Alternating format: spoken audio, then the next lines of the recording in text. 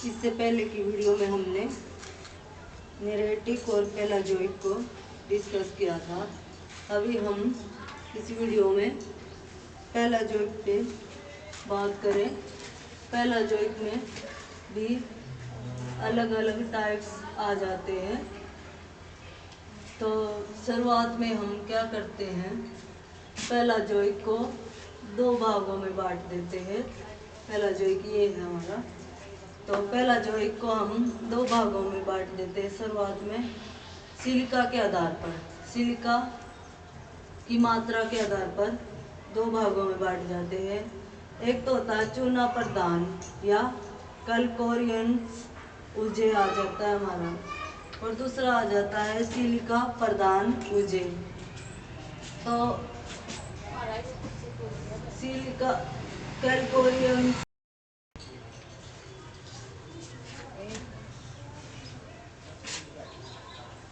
ये जैविक निक्षेपण के ही प्रकार हैं। जैविक निक्षेपण को कार्बनिक पदार्थ भी कहते हैं, और इसको दो भागों में बांटा है, जैविक को नेरेटिक और पेलाजिक। पेलाजिक में शैवाल आते हैं, शैवाल जीवों के अस्थिपिंजर, शैवाल जीवों के अवशेष आ जाते हैं। नेरेटिक में जीवों के अस्थिपिंजर और वनस्पति आ जाते हैं और मगन तटों पर ही पाए जाते हैं, जैसा कि मैंने पहली वीडियो में बताया था। फिर नेरेटिक में बात करें तो जीवों का नाम दिया गया है, मोलास्किक जीव विशेष मिलते हैं इसमें। और अगले टाइप पेलाजोइक में बात करें तो हम पेलाजोइक में बात करें तो ये पंखों के रूप में पाए जाते हैं। इन्हें उज का नाम दिया जाता है। पेलाजोइक जो है, अभी यहीं से हमारा जो है पेलाजोइक का टॉपिक शुरू होता है। पेलाजोइक में क्या होता है, पंखों के रूप में पाए जाते हैं और इन पंखों को क्या कहते हैं, उज का नाम दिया जाता है। फिर पंखों को या उज को क्या कहते हैं हम, इनको सिलिका की मात्रा के आधार पर दो भागों में बांटा जाता है पंखों को। फिर पहला आ जाता हमारा चूना प्रदान। चूना प्रदान में आ जाते हैं हमारे टेरो उज और ग्लोवी जेरनिया उज आ जाते हैं। और इसके बाद हम सिलिका प्रदान में बात करें तो रेडियो सिलिका प्रदान में आ जाते हैं हमारे रेडियो लोरियन उजे और डाइटम। एक आ जाता है हमारा अगला प्रकार डाइटम उजे। सिलिका में दो है, रेडियो और डाइटम। और पहले में हमने जो चूना प्रदान में बात की थी उसमें हमारे टेरा और ग्लोब।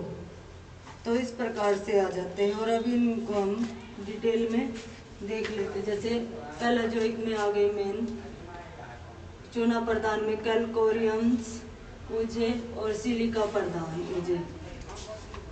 जीवों के हिसाब से बांटा गया इनको।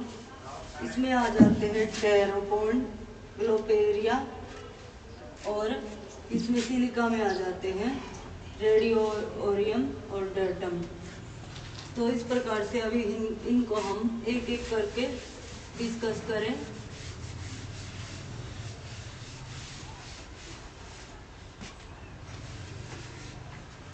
पेलाजोइक में एक एक करके डिस्कस करें।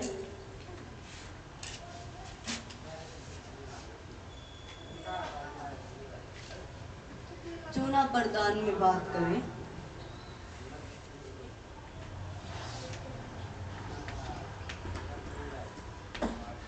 चूना प्रदान में बात करें चूना प्रदान में बात करें तो इसकी गहराई की बात की गई है। गहराई कितनी रहती है चूना प्रदान उजे। इसमें क्या रहता है, गहराई रहती है। गहराई हमारी आ जाती है इसमें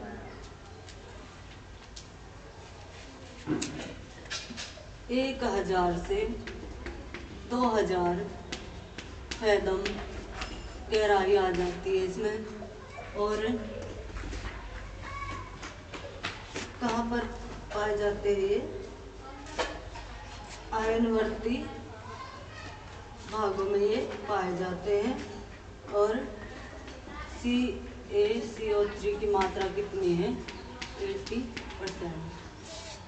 मुख्य प्रशांत महासागर और हिंद महासागर आयनवर्ती क्षेत्रों में, आयनवर्ती क्षेत्रों में, सॉरी ये यहाँ तक है ये। तो इसके बाद जीवों के आधार पर इसी को चुना प्रदान को जीवों के आधार पर इसको कितने भागों में बांटा गया है? जीवों के आधार पर 2 भागों में बांटा गया है। जीवों को आधार मानकर 2 भागों में बांटा गया है। पहला भाग आ जाता है हमारा, पहला भाग आ जाता है हमारा ए भाग। इसमें आ जाता हमारा टेरापोड।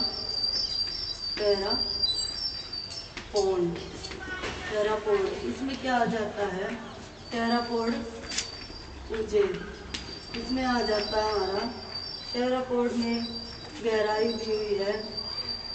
एक तो इसमें मोलास्क जीव होते हैं, उनकी प्रधानता होती है। मोलास्क जीव किसमें प्रधानता होती है? मोलास्क जीव की प्रधानता होती है इसमें। और एक क्या बात है इसके बारे में, ये 80% पाए जाते हैं। क्या? CaCO3 की मात्रा इसमें 80% पाई जाती है। फिर अगला पॉइंट इसी में, आयनवर्ती क्षेत्रों में 300 से 1000 फैदम में मिलते हैं। मुख्य स्थान है प्रशांत और हिंद।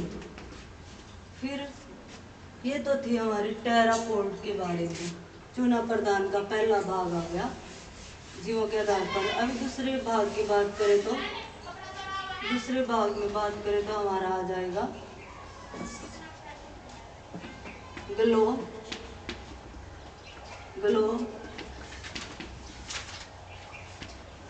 ग्लोबिजेनिया।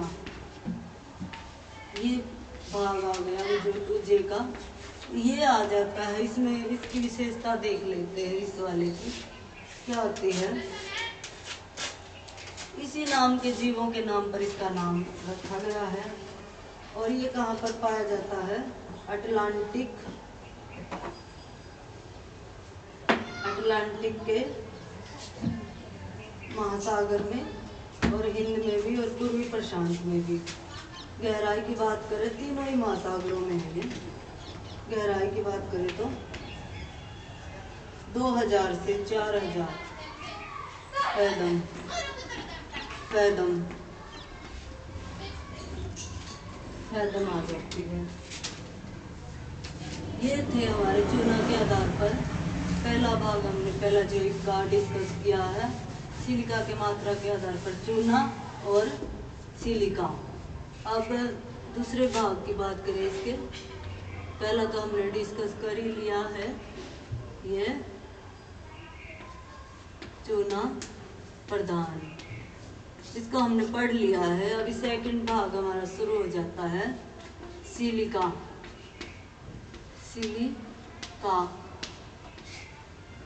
उलझन, ये आ जाता है हमारा। इसको स्टडी कर रहे हैं अभी हम, इसके बारे में डिटेल में देखें। इसको 2 भागों में बांटा गया है। वही जीवों के आधार पर इसको 2 भागों में बांटा गया है। भाग ए में बात करें, भाग ए में बात करें तो हमारा रहेगा रेडियो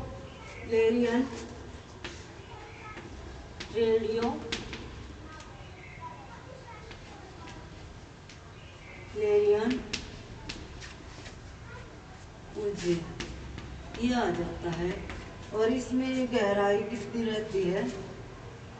इसकी गहराई कितनी रहती है? 2000 से 5000 फैदम इसकी गहराई रहती है। और प्रशांत में सर्वाधिक है,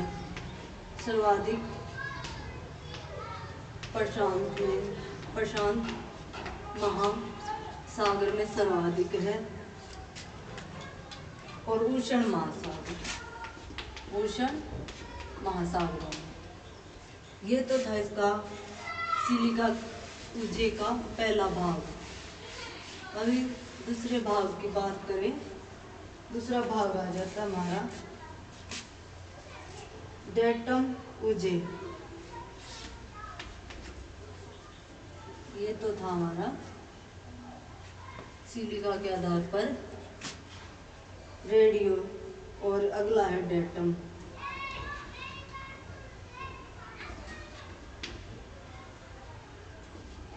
डेटम उजे, इस उजे में सर्वाधिक सूक्ष्म पौधे होते, यानी कि ये बिल्कुल गहराई नहीं होगा।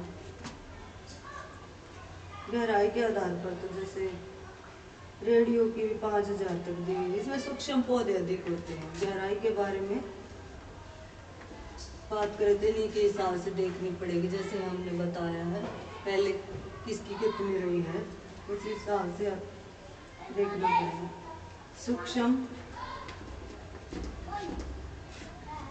सूक्ष्म पौधे अधिक होते इसमें डेटम में, और उच्च अक्षांशों में पाए जाते हैं ठंडे सागरों में।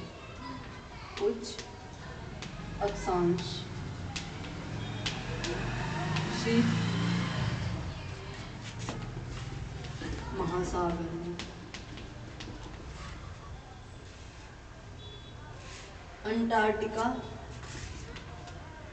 मुख्य स्थान, अंटार्कटिका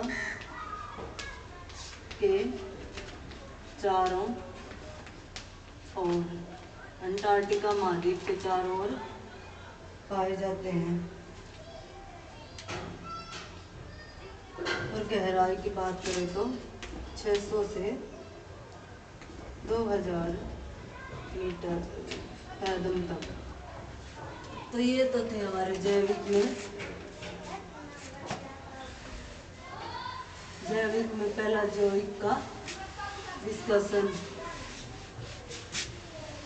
और अभी हम अजैविक की बात करें, सॉरी अकार्बनिक,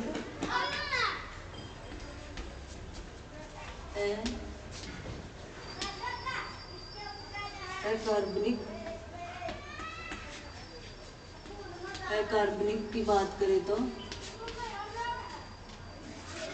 इसमें आ जाएगा हमारा अकार्बनिक पदार्थ।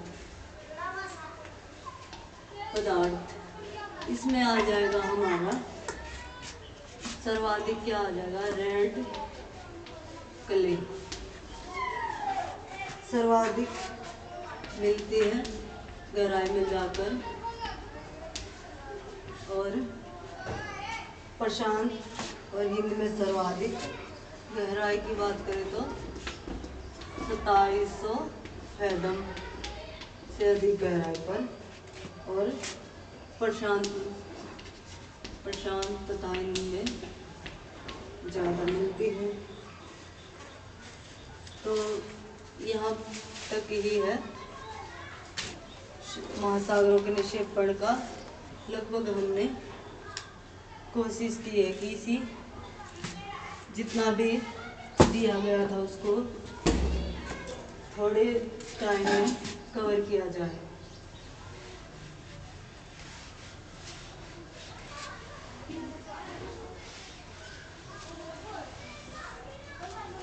Thank you.